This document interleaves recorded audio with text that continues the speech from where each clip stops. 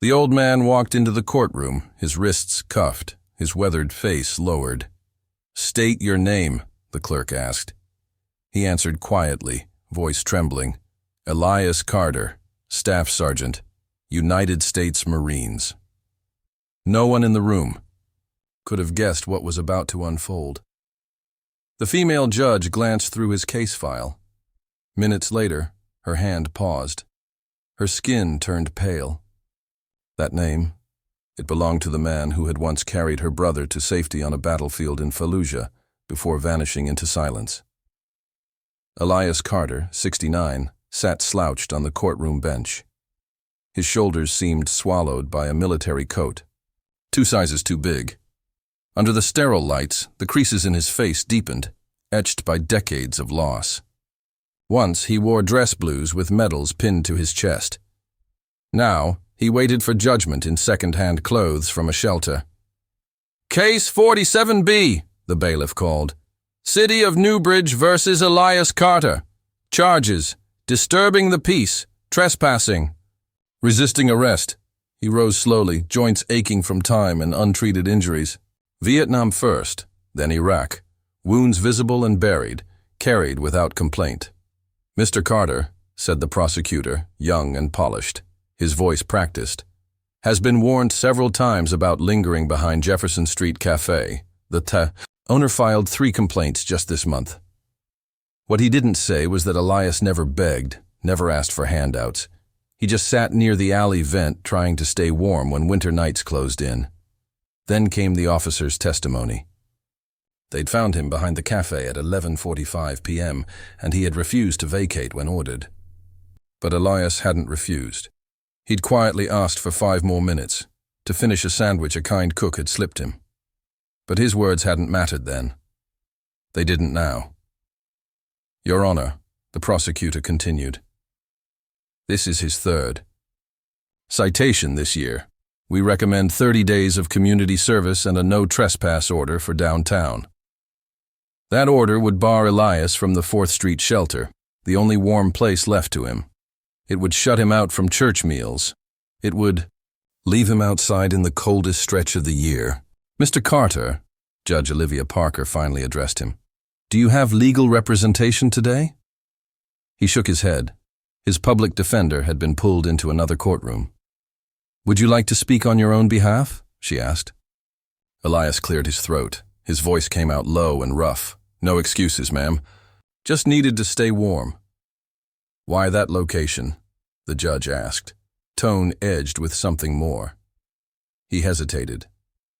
"Jimmy, the cook, leaves food sometimes. Known him since he was a boy.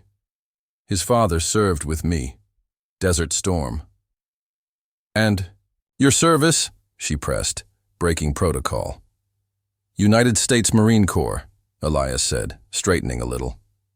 1975 to 95. Staff Sergeant, 2nd Battalion, 8th Marines, Iraq. The words landed with weight, decades of buried pride finding breath. She marked something in the file and kept reading. Something in his military history gave her pause. Before she could speak, the courtroom doors opened. A sharply dressed man entered. Tailored navy suit, leather shoes, cufflinks. He approached the defense table. "Your Honor, Alexander Ross. I've just been retained to represent Mr. Carter. I apologize for the abruptness." Elias blinked, confused. He hadn't called a lawyer, couldn't afford one. "This is highly unusual," Judge Parker said. "The court was not informed." "A last-minute development," Ross replied calmly. "I respectfully request a brief recess to speak with my client." The judge studied them both. "This court will recess for 15 minutes, she said, rising. Elias leaned toward the man beside him. "I don't have the money for this," Ross replied softly. "You won't need it. My firm, Williams, Ross & Parker, is taking this on pro bono." Elias furrowed his brow. "Parker? Like the judge?" "Exactly like the judge," Ross confirmed. Inside her office, Judge Olivia Parker removed her glasses, her hands unsteady. 20 years on the bench had taught her control, but nothing prepared her for this. It can't be the same man, she whispered. But the evidence was exact. She opened a drawer, pulled out a weathered photograph, a younger version of herself, beside her brother, Lieutenant Jack Parker, in his Marine dress uniform, his arm across her shoulder, both smiling, full of hope. Next to the photo was Jack's final letter from Iraq, its edges worn thin from years of grief. In the letter, Jack described a firefight outside Fallujah. His unit was pinned down. Then came Staff Sergeant Quinn, charging into gunfire, dragging a wounded Marine to safety, covering the retreat. If not for him, Jack wrote, none of us would have survived. 2 weeks later, Jack was killed by an IED. Olivia remembered the funeral, the folded flag, the Marine who approached afterward. Your son saved my life, he'd said. I was the one he carried. He never finished the sentence. He didn't have to. She never forgot his name, Mason Quinn. Years ago, she'd tried to find him. The military said he'd redeployed, then discharged with PTSD and a traumatic brain injury. Now, 2 decades later, he sat in her courtroom, a stranger to everyone but her. A knock broke the silence. Ross stepped inside, his face concerned. Olivia, what is this? As her late husband's law partner and family friend, he was one of few who called her by name. It's him, Alex, she said, motioning to the photo. The Marine who saved Jack. Ross's expression shifted. The homeless veteran in your courtroom? He paused, his voice low. That's Elias Carter, the same man you've been trying to find for years? She nodded. His record confirms it. Fallujah, 2004. Same unit as Jack. He was awarded the Silver Star for the engagement Jack described. Does he know who you are? Ross asked. I doubt it. I married Thomas. After law school, took his last name. He wouldn't recognize me now. It's been 20 years. She breathed deeply. How does a hero end up like this, Alex? How does someone who saved lives wind up on trial just for trying to stay warm? Ross shook his head. In the short time we spoke, I got the sense he's endured more than most. Severe PTSD after deployment. His wife left while he was overseas. His benefits got caught in red tape. He worked construction until injuries made it impossible. Then job loss, eviction, the streets. Olivia closed her eyes. Jack's voice echoed in her memory. Carter was the best of us. If I turn out half as good, I'll consider myself lucky. You could recuse yourself, Ross said gently. No, one would question it. No, she replied. I'm not letting this man disappear again. There are ethical risks and obligations, she said, straightening, especially to those who gave everything. When Judge Parker returned to the courtroom, her voice was steady, face unreadable, but her hands trembled slightly as she adjusted her papers. Mr. Ross, she said, has your client made a decision? Ross stood. Yes, Your Honor. We're requesting dismissal. Mr. Carter wasn't trespassing. He was trying to survive. We can demonstrate the cafe staff gave him implied permission. The prosecutor moved to object, but the judge raised a hand. He fell silent. I have questions for the defendant, she said. Mr. Carter, you're military. File lists Fallujah, 2004. Is that correct? Elias straightened. Yes, ma'am. 2nd Battalion, 8th Marines. And on April 17th, were you part of an OP near the western edge of the city? Confusion flickered across his face. Yes, ma'am. We were escorting a supply convoy. Got ambushed. During that firefight, she asked, did you rescue a wounded officer, Lieutenant Jack Parker, while under fire? The room stilled. Elias's eyes narrowed as the name sank in. Memories stirred. Parker, he said softly. Yes, young lieutenant. Brave. Took a hit trying to pull a medic out of fire. His voice drifted into memory. I reached him, dragged him behind cover. He kept shouting at me to help the others, told me to leave him. In the gallery, a silver-haired man in a Marine League jacket leaned forward. And what became of "Lieutenant Parker?" the judge asked, her expression composed. "We got him on the bird. He made it to Germany, I heard. But, a few weeks later, his convoy hit an IED. Elias's voice caught. "For years I've wondered if saving him only delayed the inevitable. Maybe I made it worse." Before anyone could respond, the silver-haired Marine in the gallery. Suddenly, a man rose from the gallery and pointed, his voice cutting through the tension in the room. "That's him," he said. "That's Staff Sergeant Carter. I was there. He saved 6 of us that day." A stir ran through the courtroom. Judge Parker tapped her gavel, the sound sharp, but lacking its usual authority. "Order," she said, though her voice wavered. The room quieted. Elias didn't look up, visibly uncomfortable under the sudden spotlight. The older Marine remained standing. "Your Honor, I don't mean to interrupt, but I saw it. Carter took fire pulling that lieutenant out." The prosecutor stood quickly. "Your Honor, while Mr. Carter's military service is commendable, it's not relevant to these charges." Judge Parker cut him off.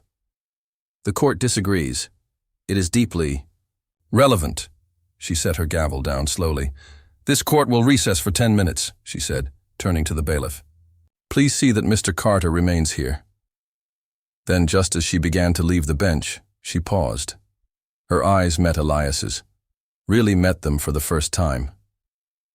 "Mr. Carter," she said softly, "when I return, there are matters far beyond this case we need to discuss." In her chambers, the mask she wore every day fell away. She pressed shaking fingers to her lips, holding back 2 decades of buried grief. After a long breath, she picked up the phone. "Colonel Matthews, it's Olivia Parker.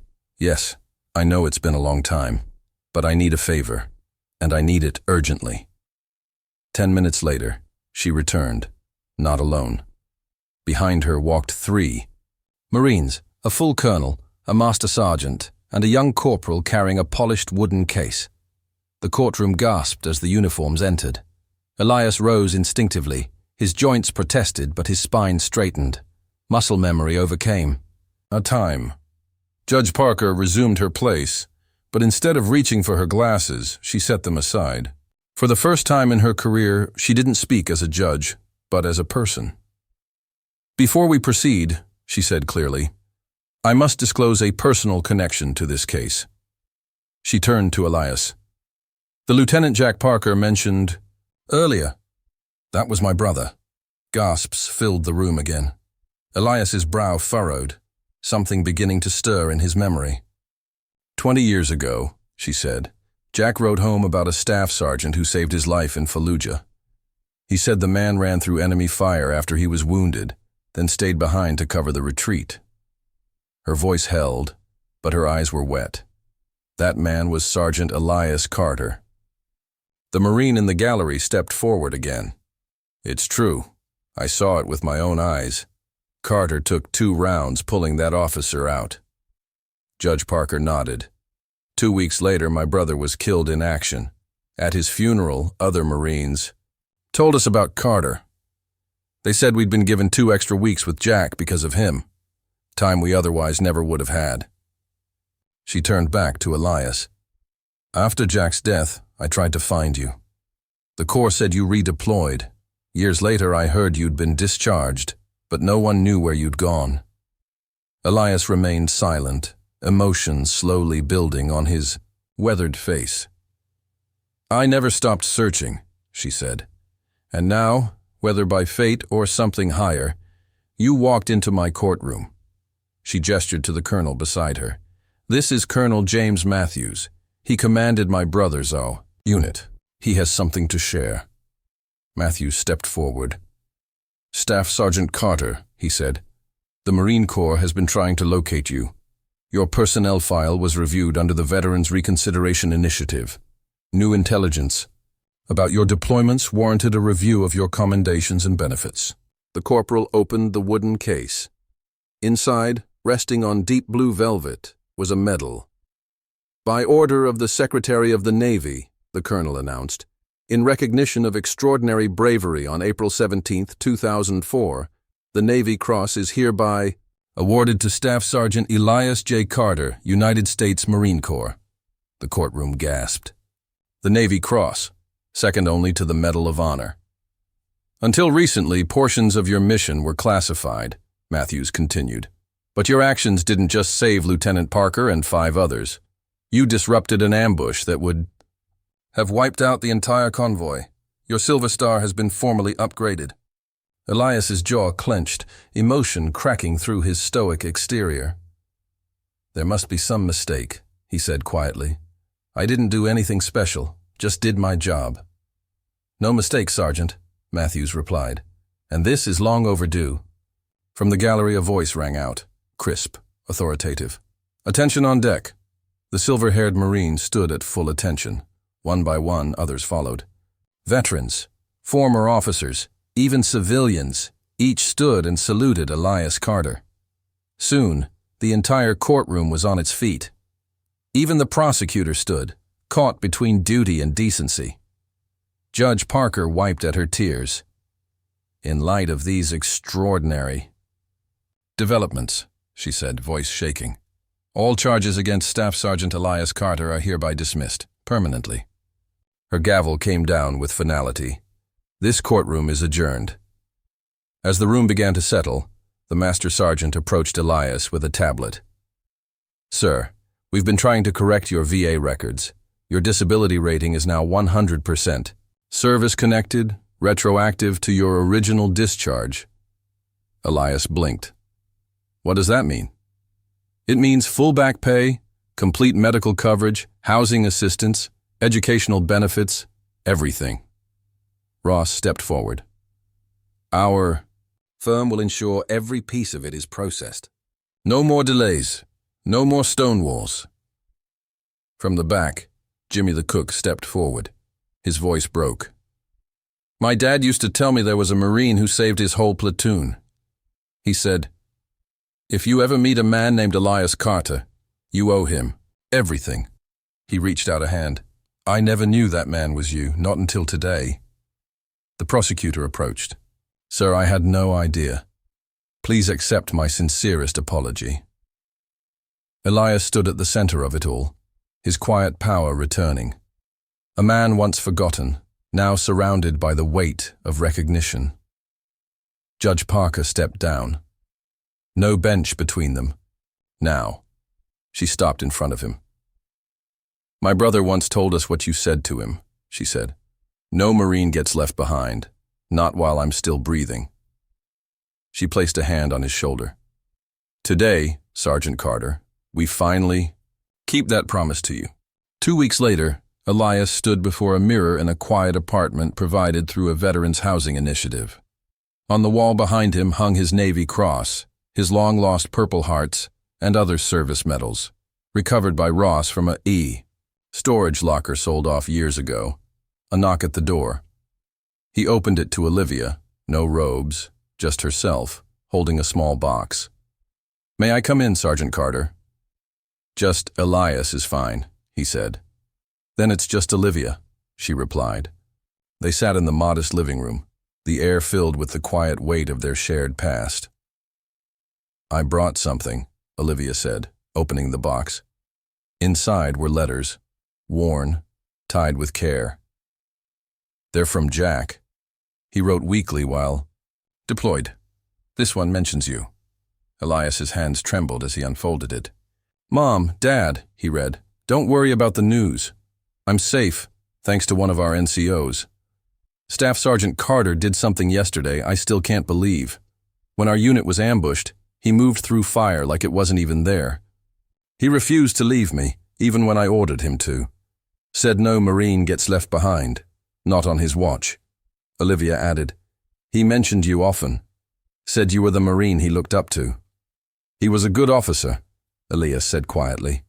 Still, young, but he cared about his people. That's rare. After a pause, Olivia looked around. After Jack died, I went to law school. This court program, the housing initiative, it all started because of the things he wrote, about how the system forgets its own. Elias shifted, uncomfortable. I'm not a hero. I just did what needed doing. That's exactly what heroes always say, Olivia replied with a soft smile. She hesitated. One more thing. The day Jack died, he was leading a mission targeting insurgents threatening civilians. He volunteered. His final letter said he wanted to live up to your example. The words struck Elias harder than any bullet. For years he'd carried doubt. Had saving Jack only delayed the inevitable? Had it even mattered? He didn't die because of you, Olivia said gently. He lived the way he did because of you. They sat in silence, lives intertwined by sacrifice and sorrow. Outside, snow began to fall, soft and steady, blanketing the city in white. Elias finally spoke, his voice low. For years, sleeping on sidewalks, I thought no one remembered, like none of it mattered. But it did, Olivia said, to Jack, to those Marines, and to me. As she rose to leave, she touched his shoulder. Jack used to say the measure of a Marine isn't what he does in front of a crowd. It's what he does when no one's watching. You lived that, even when the world forgot. Elias stood taller than he had in years. Someone remembered my name, he whispered. After all this time, someone remembered. And in that moment, something long broken began to mend. Not just in Elias Carter, but in every life lost to silence after service. Some heroes save others, then spend years waiting for someone to save them. But sometimes, all they ever needed was to be seen.